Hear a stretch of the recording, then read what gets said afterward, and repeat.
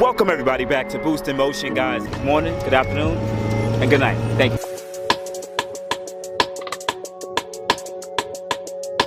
Hello, Eugene speaking. Hey, good afternoon, Eugene. This is Boost in Motion. Kevin, brother, what's going on? Hey, how you doing? I'm feeling amazing. I'm feeling great. I hope you feel it even better in Cali. Yeah, we're doing all right. I'm walking the dogs. We were in the shop today messing around with some stuff, and I just need to sometimes like to go on a walk and get some clarity and just take a break from being inside the shop. First thing, I'll ask you straight up, because, you must be really a Nissan guy, because most Nissan guys always said in 2010, man, I really wish this 370Z, this G37 could have GTR turbos. It'll be super cool. And it seems that you just created that later down. Like, you just created that. So is that a combination of the technology catching up and making it possible, and just me maturing as a tuner, as a engineer, whatever. So yeah, it finally happened. Well, so that was basically your inspiration behind that? Not exactly. So the way the whole project started, which I think is the kind of question we probably are trying to ask. Yeah. Is that I met another tuner, Hussam Hamadi from BTW Tuning. Okay. And we became friends, even though, we're obviously separated by long distances and we never met each other at the time. But we had a lot in common, and so we started talking, and eventually he was, trying to convince me to use his GTR conversion kit for this VQ. Those are adapter plates, right? Yeah. He wanted me to do a build, and I was telling him, I was like, I'm in California, and I don't want to deal with the smog. The car's never going to pass, and this and that, and I don't know, I don't want to do anything. And he's like, no, come on, you have to do it. So I said, all right, fine. You can keep asking me. I'll make you a deal. If you make these engineering changes to the product, and and send it to me, and then you come out and you install it with me, because I never did that shit. Thank you for the honesty. I don't put turbos on. I mean, I was doing maintenance and repair, but especially at the time that we started to design, the VR30 cars weren't even really getting worked on, and we're not really doing a whole lot of turbo work at all. But yeah, so he came out and we did the install. He agreed to it, and he made the changes basically like what I asked. And at that point, my whole plan at that point was, it's my own car, and I'm just going to do what I can. I'm going to try to get this thing, because it was a challenge, right? To get this thing legalized. Because everybody kept telling me, it's not possible. You'll never do it. Oh, man. The more people told me that, the more it drove me to want to do it. They don't know engineers. They don't know engineers. Yeah, exactly. And I always wanted to know, how there's so many tuners out there, right? And everybody's going for power. Everyone's going for power.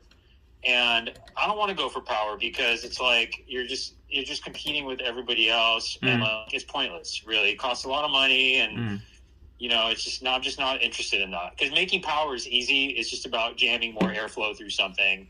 Put larger piping on, and then you set your timing and your fuel. But all that stuff's really straightforward. The difficult stuff is the calibration of the car, which is drivability, emissions, reliability, stuff like that. That's where it's difficult, but obviously people aren't interested in that because they just want to see numbers.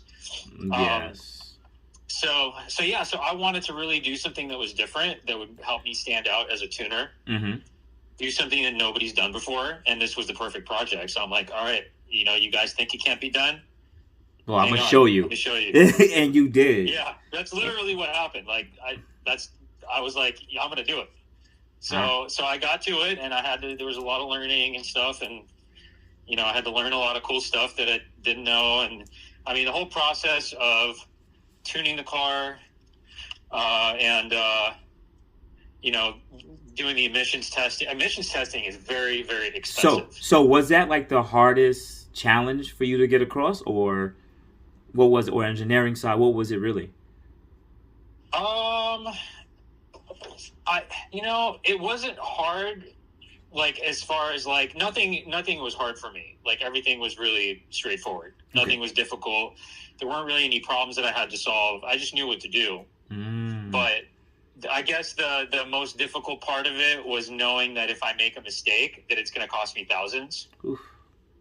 And I didn't have that much money for the project because I'm on a very limited budget. Mm-hmm. And usually companies, when they go out for carb testing, like Ford or whoever, you know, they rent the lab out for a week, and the engineers are, you know, they play there for... Yeah, and they have a blank check. However long. Yeah, they got a blank check. That? They have a blank check.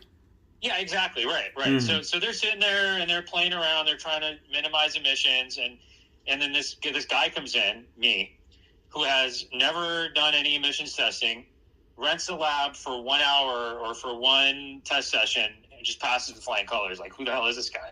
I did all my thinking and my planning and my design, everything. I did it all just kind of on my own, based out of like principles and theories and everything else. And yeah, the hardest part was like, you know, when I did the initial, there's like a pretest option that they give you. Mm-hmm. I did the pretest, and the car almost passed, but it didn't pass. And you know, that cost like $1,000. But I got some really valuable information from that. Mm-hmm. And I was like, I'm close. I just need to do this. And so I started, you ever seen that show, like, where they call people, like, they do, like, a lifeline, or, you know, you can call three people. And yes. So I started doing that. I started calling people, like, hey, who wants to be a millionaire? You know, I called the technicians. I called people that I met throughout my life that were automotive related. And I'm like, these are my issues. I'm trying. Should I adjust this? Should I adjust that? Everybody said something different. And that's in the end, I didn't do any of that stuff. I ended up doing something else. But having that input helped me. And I spent like 3 days pacing in the hotel room. Because I had to rent a hotel and like stay there while this was all happening. You had to get this done. So, yeah, and that was the most stressful thing, was like you know, making the right decision. Mm-hmm. Because if you adjust it the wrong way, or you adjust it too much, like, it has to be perfect. Mm-hmm. And it just worked out, you know. So was.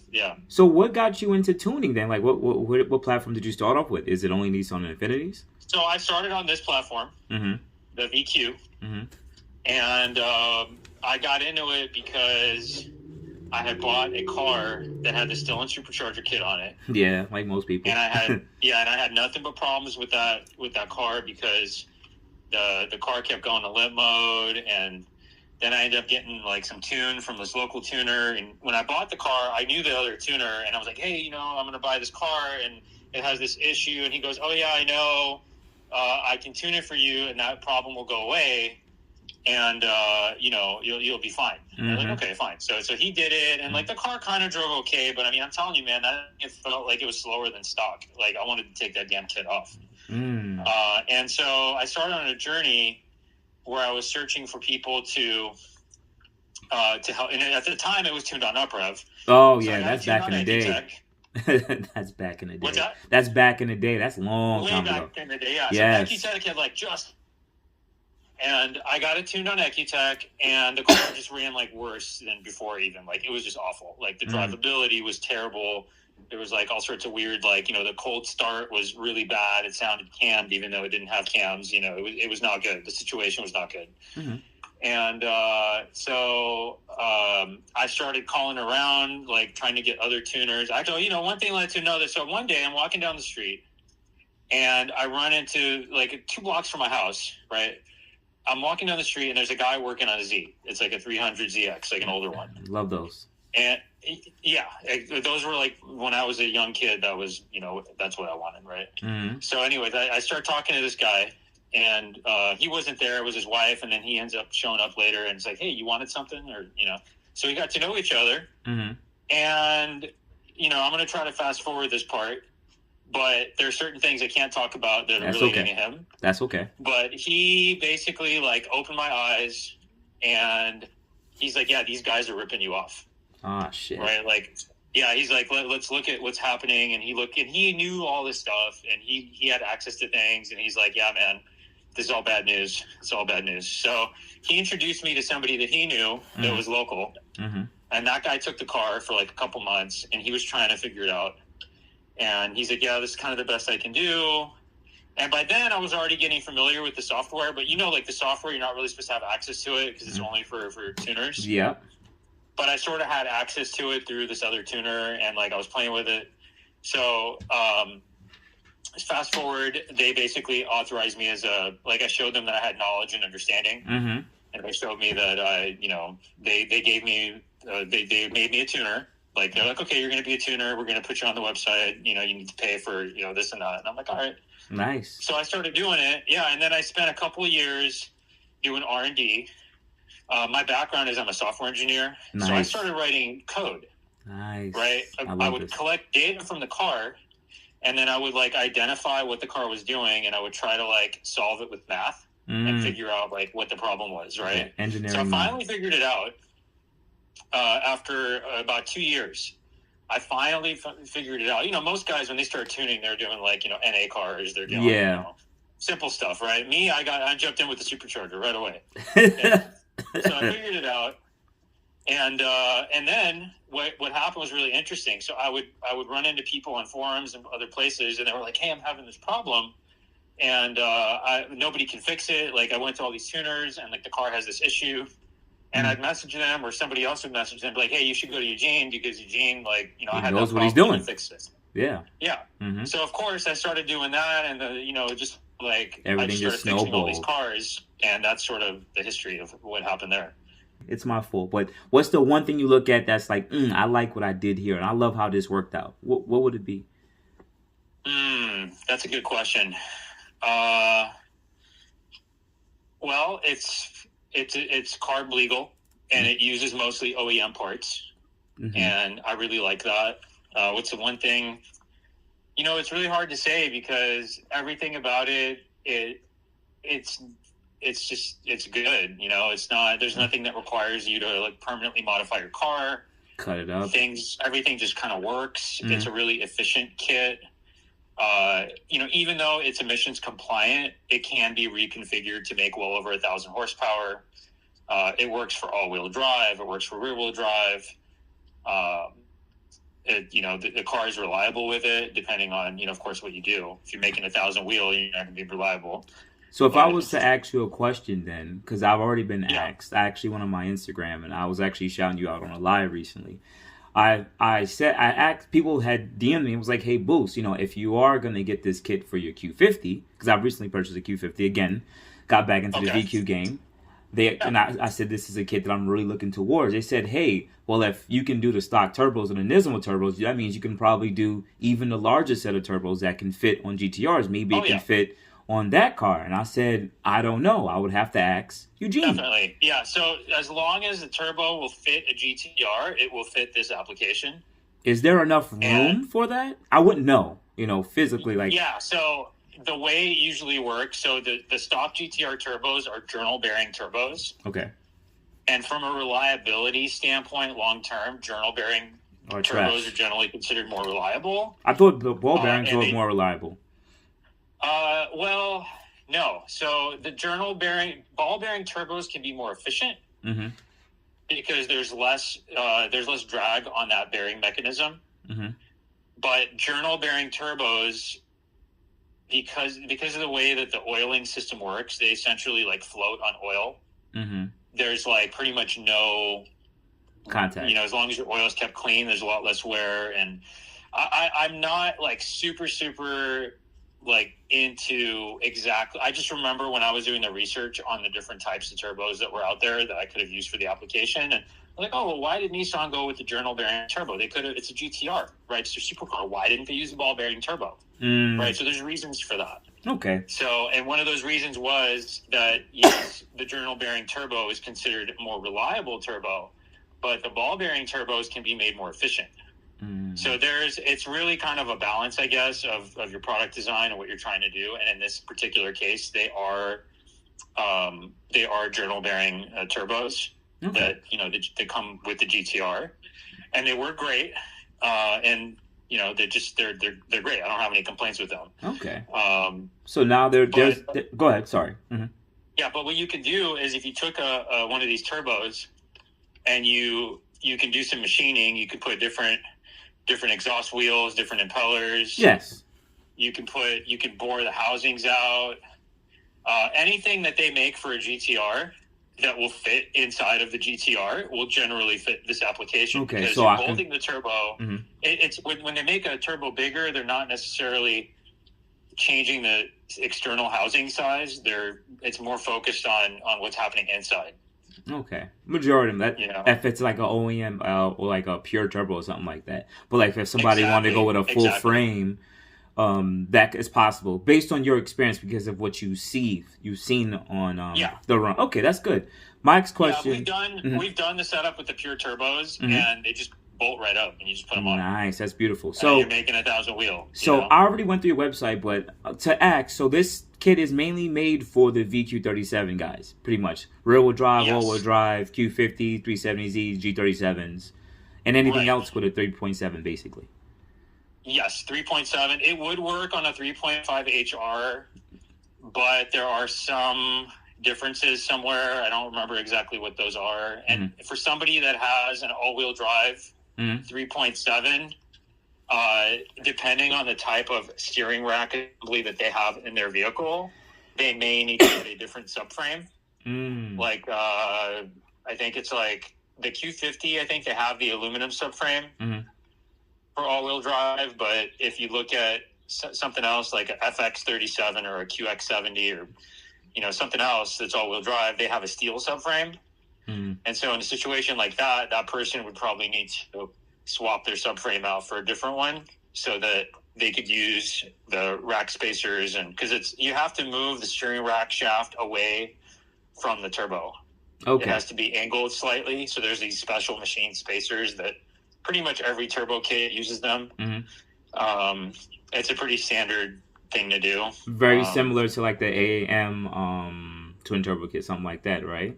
Yeah, I know the Fast Intentions, they do have the spacer. Okay. And so we basically do the same thing on that. Okay. Makes sense. But I don't know about the AAM. I think their turbos are a little different. They may or may not require that. Okay. So this kit would include, of course, the turbos, exhaust manifolds, the lines, brackets, and I think you said engine mounts. You said, but what about does it use OEM? It gives you the AAM front mount intercooler, and I guess hoses that would fit that and everything too, correct? Yes, that's correct. Okay. Does it come with the additional oil cooler, or is that part of the full-fledged kit? No, so the oil cooler is part of the non-tuner. Okay, kit. Makes sense. So pretty much you just give us what needs to bolt the turbos up, and so that's running efficiently, and anything with fueling and cooling everything could pay extra, which makes sense. Okay. So what the idea is, the retail price on the emissions compliant kit is $12,600 with all that stuff, meaning it includes dyno time. But if you buy the tuner kit for $8,600, that's $4,000 that you're saving, but you're going to have to spend that on fueling, tuning and other stuff. Yeah. Oil cooler, what else? Like any extras that we would normally include with the kit. Those wouldn't be. You would just get like a bare bones kit that you have to complete like those other mods yourself. Another question that some people ask me is some people live overseas and they have a right-hand drive Q50. Yeah. Do you think it will be able to install on those Q50s too, or just in your? I definitely think so. I can't say 100% for sure because the only part that will be tricky there is the steering shaft. Like if that is making contact or something like that, something would potentially need to be worked there to clear it. I know that on the left-hand drive models, one of our downpipes, it has like a depression in it to allow for more clearance. Okay. And on the right-hand drive, something similar may need to be done. But I can't say for sure because we don't have those here. And you won't be able to actually test it out and see if it fits. Yeah, it's probably something. If somebody had enough fabrication skills, or they had somebody skilled in their area that knew how to do stuff like that, they could say, "Hey, well, we just need to connect these two pipes and avoid, rubbing that against that." Yeah, just figure it out. And then they would just do it. All right. Yeah. So to talk about some of the performance numbers, because I see on the forums and everybody will sit there and say, "Oh my God, it's not making crazy power," and I'm just like, guys, the car is detuned so it could pass emissions. It's gonna be that way. Right. But so what's actually interesting is you could still pass emissions even if you weren't detuned. Well, to an extent, right? Because your catalyst is ultimately going to create too much back pressure, and you don't want to, deal with that. But yes, you're correct. What I would really sort of look at closer is that the ability of this setup to make power, especially at low RPM, it's a lot like the VR30 where it can spool those turbos really quickly. Mm-hmm. And so you can make lots of torque at low RPM. Yes. A lot of people don't have that. Like they'll have a car making 600 wheel with a supercharger, mm-hmm. but they have no torque. Yep. There's no low end torque. There's no boost down low. Mm-hmm. Whereas these things will come in and they'll spool and they'll give you instant power, even on 91, even with cats, because you just got a lot less exhaust flow mm-hmm.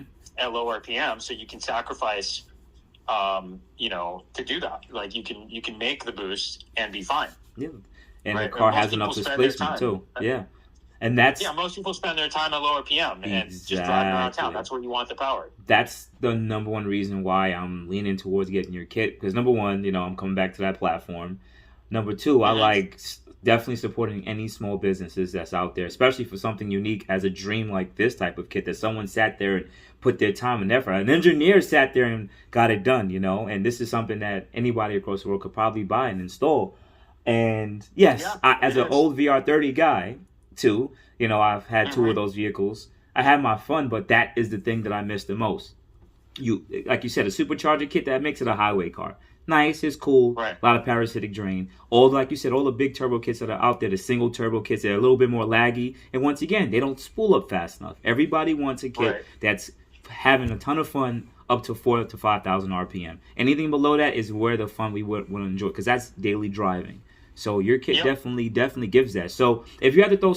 Well, the next question I would have for you is, I saw that you said it was a 60 millimeter turbo. So is that more comparable to the Nismo turbines? No, or... so the Nismo is bigger than that. Okay. I don't have the specifics. Okay. But if you put the Nismo turbos on, officially speaking, it wouldn't be legal anymore. Can't do so that. You're never going to see me sell anything on my website that isn't emissions compliant. You're never going to see me advertise. I kind of hinted at it a little bit. I said, here's something somebody else did, and here's the dynograph. If you look on the website, Ben Lee from VPF Tuning took basically the same turbo setup, and he made like 680 wheel or something. Yeah, that is, right? He's the one of the reasons that got me, because I know I saw you on, was it Carazone or Car? The guy with the 370. Robert Cook. Yeah, I don't know whatever happened to him. Is he okay? It's been like 2 years. Yeah, he's fine actually. He's been busy, and it's just he hasn't really been tending his YouTube channel. Nothing. He's busy. Nothing. Okay, doing other stuff. I was always wondering what happened to him, but I remember seeing you on his channel. And then once I saw Ben Lee go out there and do his little widgetry on it, and I was like, "Oh, that's I like that look." I was like, "This is a good modification. Why no one's talking about this?" Because people need to see the numbers. I think people are usually they look at peak numbers, and what I get a lot of feedback from people that again don't understand is people will look at it and they go, "Oh, you're going to pay $12,000 for your car to make." 450 wheel or whatever, right? But that's like totally missing the point. Yeah. Because you can have that kit, even the way that you buy it, if you take off those cats, like what a lot of people do, without the cats, the power output instantly jumps without even boost control. Like you're going to be making like 550 to 580 wheel instantly without cats.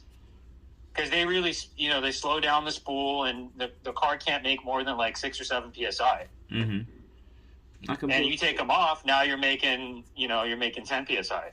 So to get to the power, because you brought up the power thing, because of course, like I tell people, it's limited.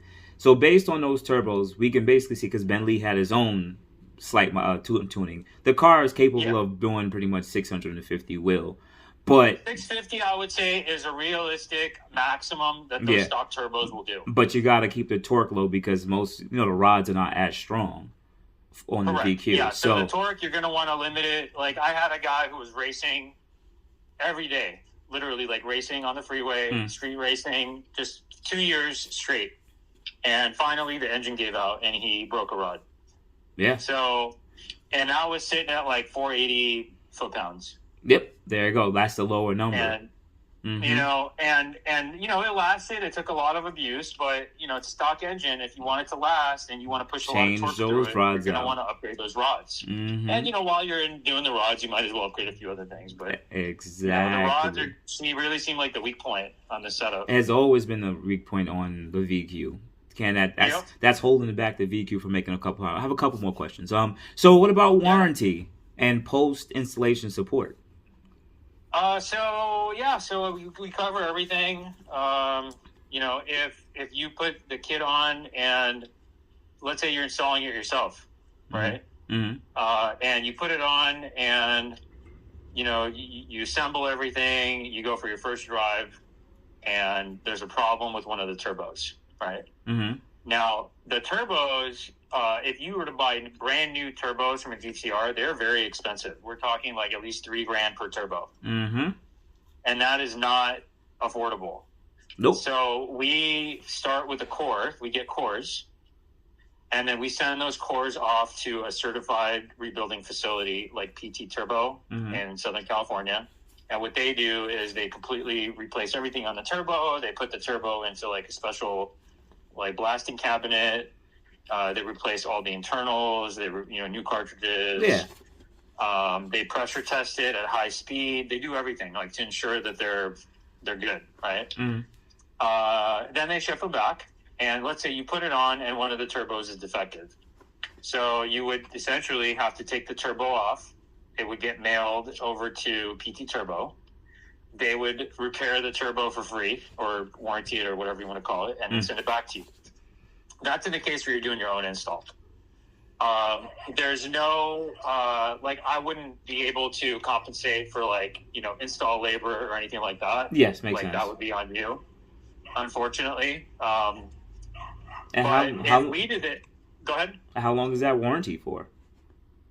I mean, whatever's I'm not iron fisted with it. I would say like a year, I think is plenty. Well, you have to put that on your website. Trust me, because if people start buying this and they get a boost leak a year and a little over, then they come back and send it. You know what I'm saying? You got to protect yourself. You know.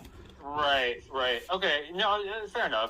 That's just me giving my own, opinion there. No, it's a good point. Yeah, because I think I just assume that everybody knows that I'll cover it, but I guess people don't think they're gonna try to go beat the car to the worst position. You see what they do with pure turbos. So you think they're not gonna take your turbos and push it as hard as they can? They will. So. Yeah, that was just something I'll probably definitely put that out there. Give a year warranty on any parts or the any parts that they get. And if we have the car here and we do the install, that makes sense. Then obviously, there's no charge. You just bring it back and we just do it. Yeah. Okay. So I have to, and that's part of the install cost. So we charge $6,500 to do the install, which I think is actually really cheap. Because we spend so much time on these installs, and then sometimes you got to take the engine back out when you're done because you're like, oh, it's leaking over here. Oof. You know, for whatever reason, right? I was like, oh, the turbo started smoking after the installation. Like after a week, it started smoking. Like there's something wrong with the turbo. We got to take it out. But who's paying for that, right? Yeah, that's pretty tedious. So. I mean, I'm throwing this out here because if I do end up getting this kit, I've been in this platform for quite a long time, and a lot of people do. Once again, I don't think I'm on any hill or any mountain or anything like that, but people do trust me, and usually when I show them some results and I recommend somebody, they really do flock to them. So that's what I'm just saying. That'd be great, man. That's what I'm saying. I'm throwing out because remember, you're still in video. Yeah. We're still talking. You might get a lot of orders, and that can happen because there are people still spending money on their 3.7 Q50, but then you still have the market of the 370Z, and those guys like spending money on their car too, Yep.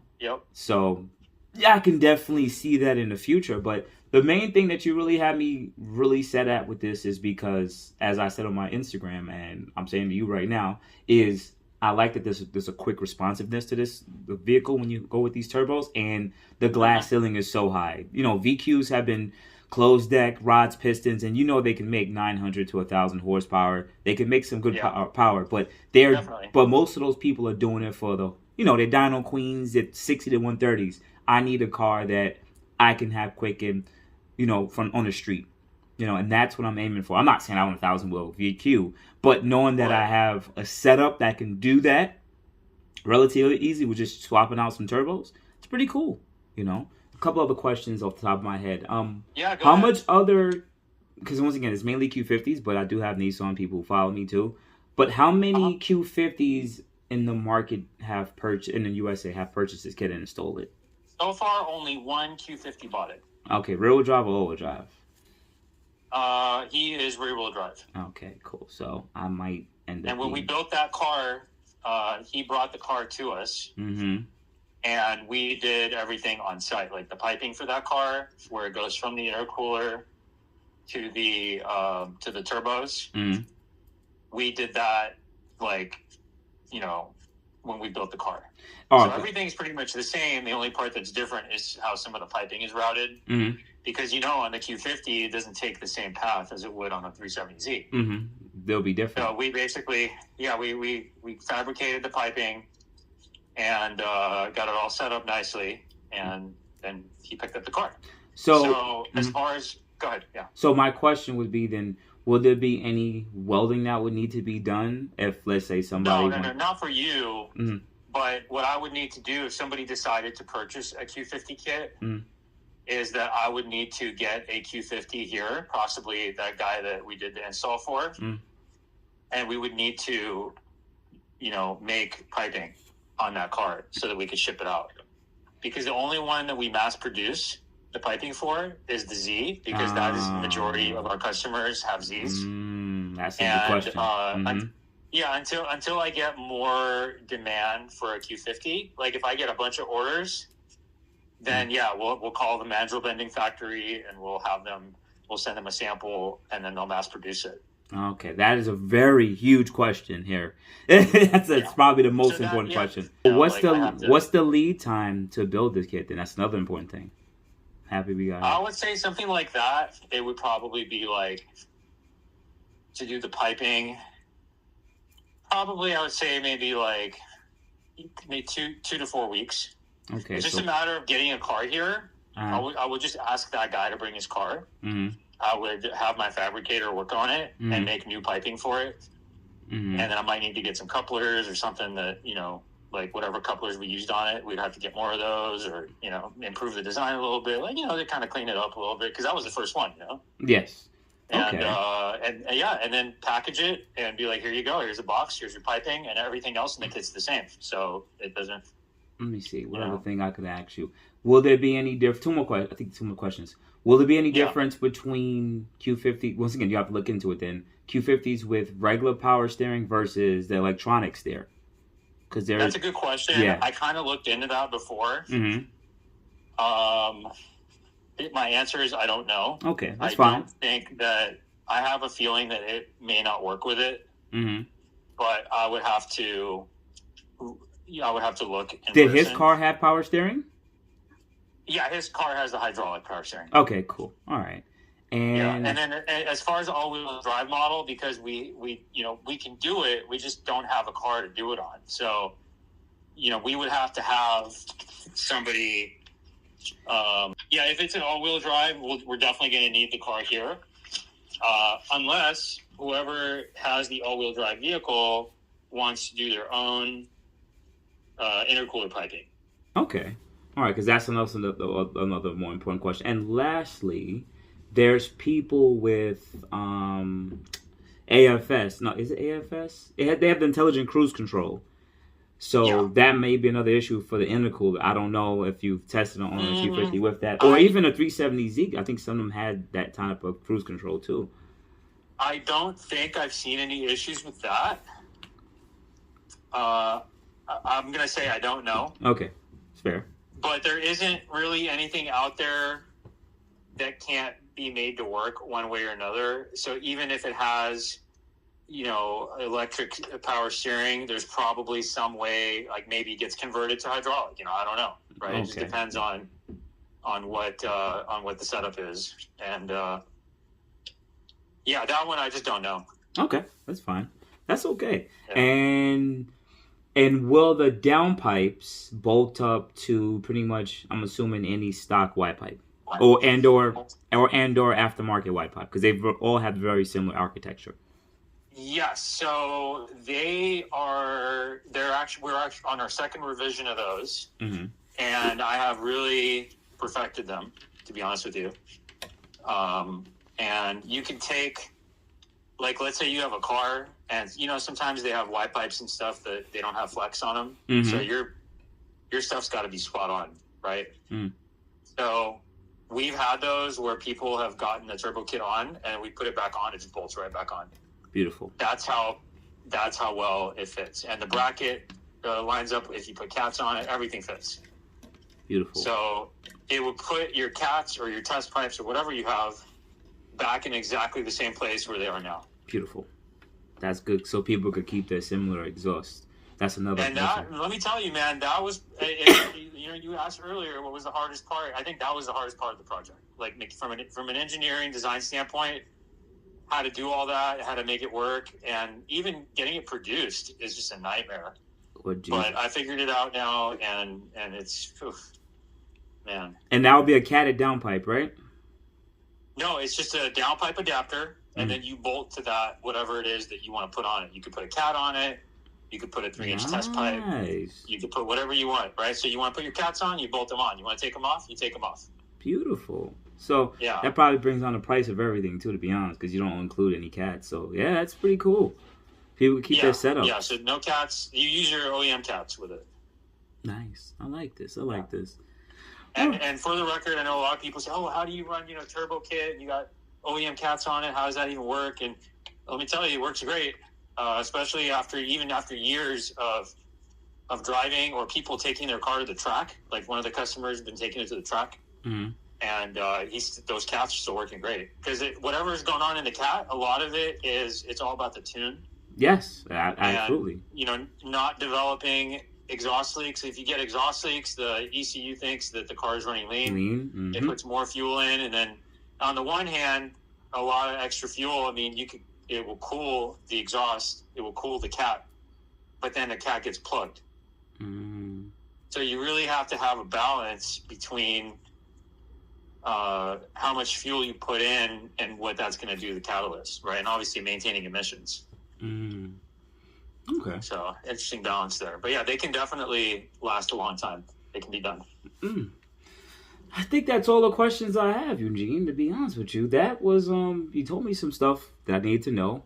That lets me know and see where you're kind of at, where you're at with it. But right now, it seems like it's really for the development of road drive models, 370Zs, G37s. And yeah, the Q50 row may be somewhere to go, as I've been telling people who spend money on their 3.7s. I'm like, hey, you'll go buy a cylinder supercharger, $7-8 grand. I know you don't have to drop the motor, but at the end that's definitely a nice thing there that makes it. But I mean, the amount of power you get with this setup over the Stillen, yes, it's so much more power. It's different. Like, people don't realize it. They think, oh, they're both making 430 or whatever, it's right? But but how much power is this thing making when it's not making 430? It's not the same. It got to see where the power's made in the RPM range. It's 125 foot-pounds more torque on low end. Yep, and everything. It's just a massive difference. It's a different car, and even then, I'm not trying to crap on Stillen or any of these supercharger kits, but once again, that's peak power. That's you still have to buy a front mount intercooler. Most people go with Soho. Shout out to Soho. Go with their kit, and that's another $2-3 grand. So you're looking already at like $11,000-$12,000, and you still didn't do the fuel system and all this other stuff. So there's a lot of money being spent, and then it's like, hey, yeah, I have peak power, but then somebody with a GTR turbo kit just comes and just steam engines you because it's like his power is more usable, So, exactly. I think it sounds like it's expensive if you just look at it like, hey, it's $12K or it's $8,600. But then when you look at what you get for $12K with some other products, you're not getting nearly as much, right? And if you buy something that's comparable, like let's say like a single turbo setup, you're not going to get the same power band. It's not the same. Put the car, we would do the build for them, and we would make the pipes for them while the car's here. What part of California you live in? What city or area? So I build the cars in Concord, California. Okay. And my dyno location is actually off of Highway 1 overlooking the ocean, and it's in the Redwoods. It's actually really amazing. Sounds freaking beautiful. Dude, I wanted to talk to you about this because I really want to sort of get the word out about this place because it's so beautiful up there. Mm-hmm. You're driving along the ocean, redwood trees. There's like waterfalls, amazing restaurants. Like, everyone talks about I've SoCal, always right? wanted Southern to California. drive. I've always wanted to drive that coast. Always wanted to. Yeah, it's beautiful, and so I have my dyno there, and we actually have a vacation rental property on the same basically the same property as the dyno. Mm-hmm. And if somebody wanted to rent the area and we wanted to do like a meet or like a VQ group drive or VR guys or whoever, I could either arrange a large meet there and dyno a bunch of cars all weekend, or like somebody could just come stay there with their own personal cars, and then I'll show up and dyno their cars for them and do some tuning and whatever, so maybe that's like a separate thing you might want to look into. But that shop is called redwoodcoastperformance.com. redwoodcoastperformance.com. All right, I'll check that out. So check it out. It's a cool website. We have some really cool sweatshirts with the logo and stuff on them, and they're just phenomenal. And yeah, so that you should definitely check that out. All right, thank you, Eugene. I really appreciate it. I really do. Once again, I really do. You don't understand. This means a lot to me, and it was the delay. I'm sorry, I won't do my own life stuff, but I think this information will be very useful for people. And so let's see if we can possibly get a donor car. Maybe that somebody that lives close over there with an all-wheel drive can, like you said, you could just have the rear-wheel drive guy anytime. There. But maybe somebody, maybe somebody will be interested in Cali that's super close. Will be like, hey, listen, I want to buy this kit, and they'll go get it installed, and you can get the final fitments and measurements on that, So not so much the measurements. It's more like, here, let's stuff this pipe in here. What angle do we need to get? Yes, just figure it out. And then say, hey, here's our first, or whatever, not first, but here's our, our prototype. We're going to mail it to the factory and have them mass produce it. I love it. So that's how we did it with the Z stuff. Is we just we made a couple by hand, and after that we're like, well, people are buying them. Time to optimize. I love it. All right, Eugene. Well, I have to head out. Yeah. I have to go do a bunch of stuff right now because over here it's 9:00. But I really, once again, I appreciate this phone call. Thank you for all the knowledge and everything that you share, and keep it up, brother. Please. Thank you. Yeah, and if you ever want to talk about tuning and stuff, I got all sorts of cool stuff to share about tuning because I do a lot of tuning, mostly VQ 37. Mm-hmm. I do some VE, some HRs. But if you ever want to really get into talking about tuning and all the neat stuff that's involved, I'm kind of an open book when it comes to that. So let me know. Gotcha, brother. We'll walk keep you through some of the cool stuff I do. Gotcha, brother. We'll keep in touch, all right? Thank you, brother. All right, you take care. Take care. Good night. All right, bye-bye. All right, guys. So you heard it. Don't judge my light back there. But, gotta change it out to an LED one. I'm kind of being half-assed right now. It was a good conversation. I really think that, this kit seems like a kit that just an engineer, just a person who loves Infinitis and Nissans, just took the time out and got it done. And it's good to see that, he's just trying to figure it out like all these other companies. And it sounds like a one-man show a little bit. So, yeah, I'll make my decision soon in the next upcoming future because, guys know I have a Q50 3.7 and see if I will jump in, possibly do this. I'm still leaning towards more doing this, but I'm stuck at that point of, do I want to just do the stock turbo setup and then throw it on there? Or should I just purchase someone's separate GTR setup? Because, a lot of GTR guys, they get rid of their old setups and go with larger ones. Should I just purchase their old GTR setups that flow even more horsepower, 12, 13, 1400 horsepower?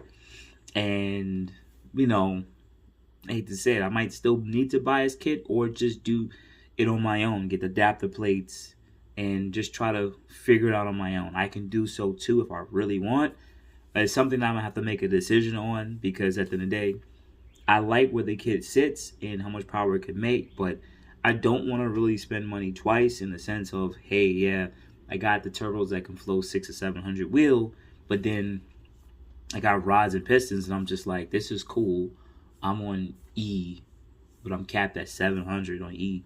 And I did rods and pistons, and I know the car can make 9 to it, so I gotta take that setup out and then go another setup, So it's all about cost and what the car can take. So I'll sit there and think about this one. So definitely go follow Enthusiast Auto Care. Shout out to Eugene for letting me talk to him. I'll chop this video. Shout out to all the people who sent me DM about this kit and getting the word out here. And as he said, you know, he needs a couple of all-wheel drive Q50s just to do the last mock-ups. Maybe there's somebody in California that's super close that can go out and mock this up. If you are purchasing the kit, this will make it great for the rest of the community because he'll know the exact measurements he would need and any intricacies if you have electronic steer or regular power steering, or if you have intelligent cruise control or not. I know that some of that stuff comes in the way. I got to ask him if he includes a crash bar, but then I think the AAM kit doesn't come with a crash bar. I can't remember. I should have asked, but that's my own fault. But other than that, guys, you have a good morning, good afternoon, night. Thank you for always banging with your boy Boost. I really appreciate you guys for your support over the years. Outside of that, you guys have a good day. Thank you. Thank you, everybody, for watching. Do appreciate you guys. Love you guys very much. You can also check out the 2 links I posted for some of my other videos. Also, on top of that, if you want to purchase some Boost in Motion merch, definitely check the link that I posted also. And finally, if you've been watching all my videos and you enjoy them, please hit the link to subscribe to my YouTube channel. Thank you.